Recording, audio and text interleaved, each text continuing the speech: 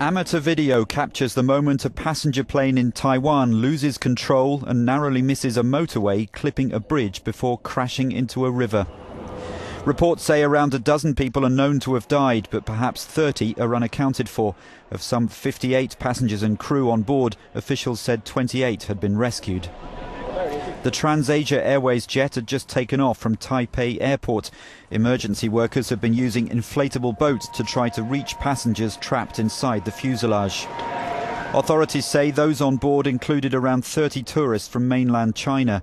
The plane was on its way to the island of Kinmen. It's the second major plane crash in Taiwan in just over 6 months. Last July, 48 people were killed when another TransAsia jet crashed following a typhoon. TransAsia Airways twin turboprop passenger plane has crashed into the Keelung River in Taiwan's capital, Taipei, 3 minutes after taking off from Song Shan Airport. 53 passengers and 5 crew members were on board the flight bound for Kinmen. The most recent reports are that as many as 28 people may have survived the horrific crash, but the death toll is likely to climb higher.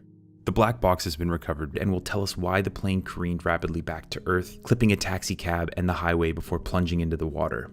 Both the pilot and the co-pilot were veteran flyers with over 12,000 flight hours between the two of them. Unfortunately for TransAsia, just last year, 48 people were killed when one of its planes flying from Kaohsiung, Taiwan, attempted to land in the Penghu Islands. There were 54 on board in that accident. The airline has also had crashes in 1995, 2002, and 2003.